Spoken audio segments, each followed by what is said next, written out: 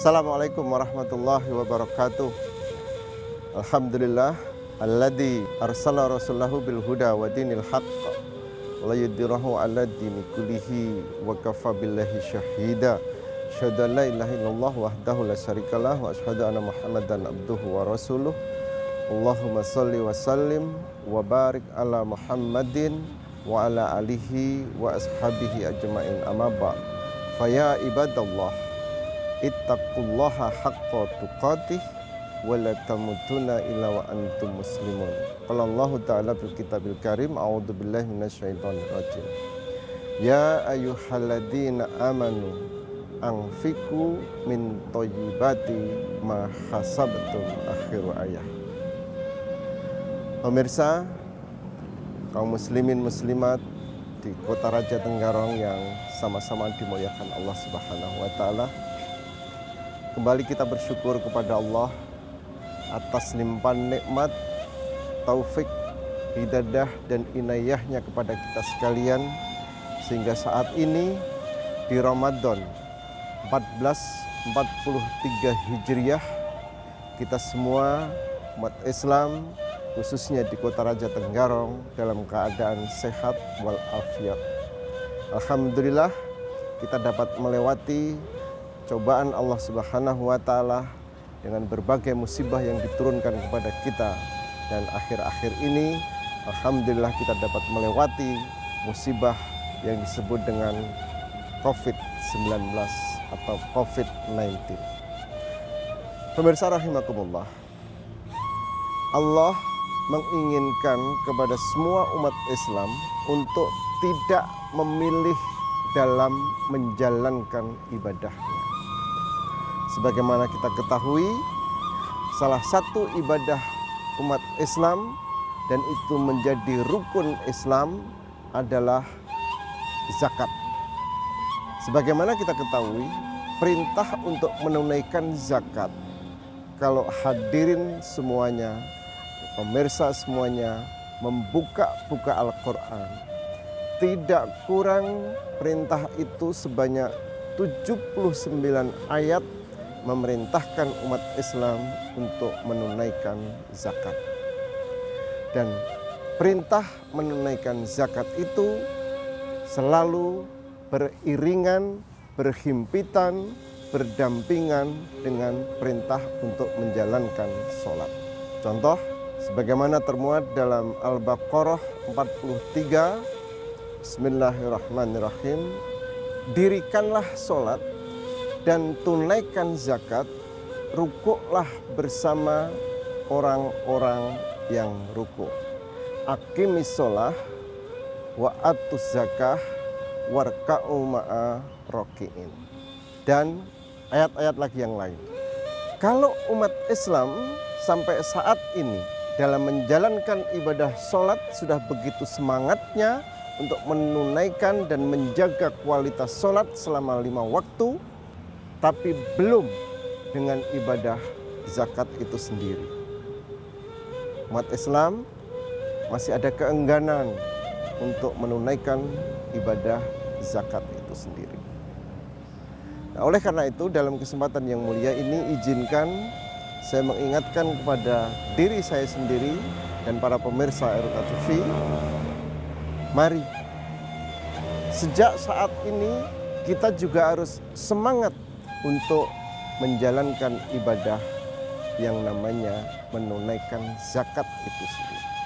Ibadah sholat, membaca Al-Quran itu adalah ibadah yang dilaksanakan antara seorang hamba kepada Allah Subhanahu wa taala, dan manfaatnya adalah kita sendiri yang memetik.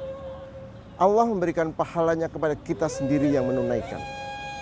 Tetapi ketika ibadah zakat ditunaikan, maka ada 2 fungsi di situ. Yang pertama adalah fungsi hablum minallah, dan yang kedua adalah fungsi hablum minannas. Fungsi hablum minallahnya sebagai ibadah kita menjalankan perintah Allah Subhanahu wa taala untuk menunaikan, membayar zakat. Apa saja zakat yang dibayarkan? Antara lain adalah ya ayyuhalladzina amanu anfiqu min thayyibati ma hasabtum. Akhir ayat. Hai orang-orang yang beriman, keluarkan zakat atas penghasilanmu yang baik-baik.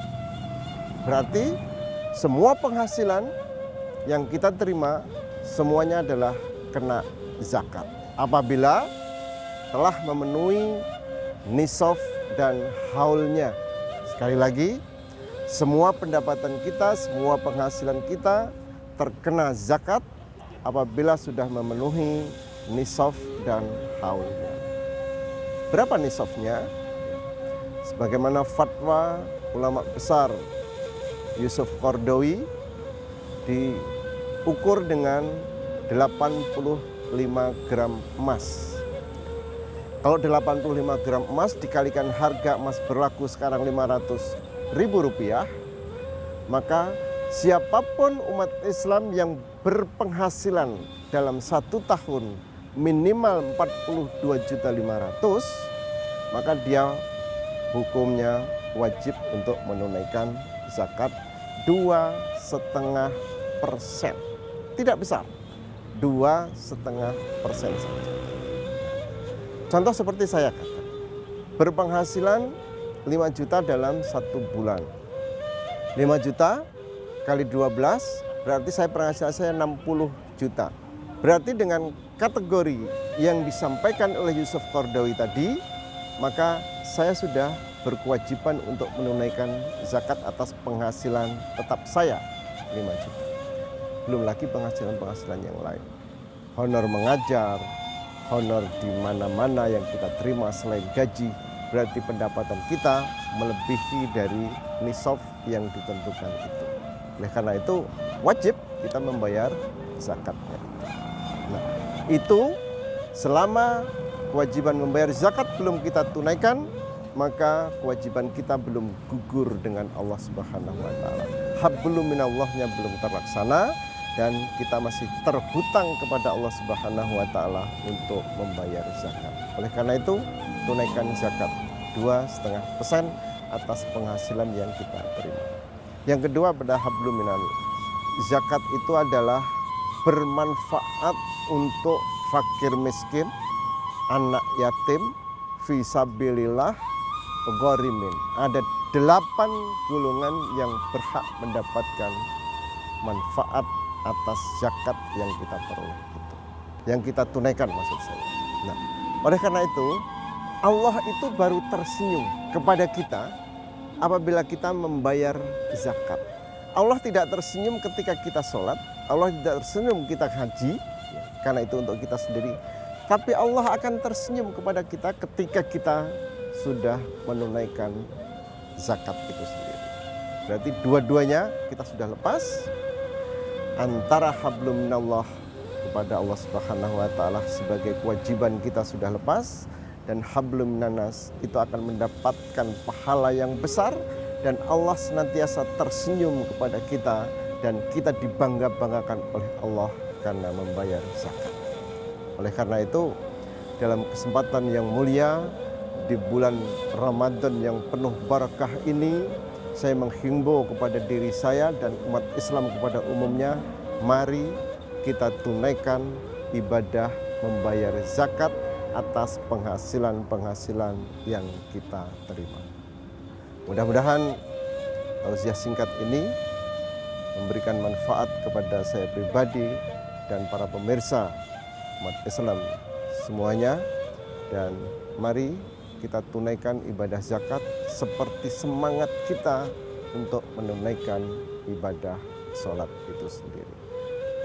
Terima kasih atas perhatiannya dan mohon maaf apabila ada yang kurang berkenan. Billahi taufiq wal hidayah. Assalamualaikum warahmatullahi wabarakatuh.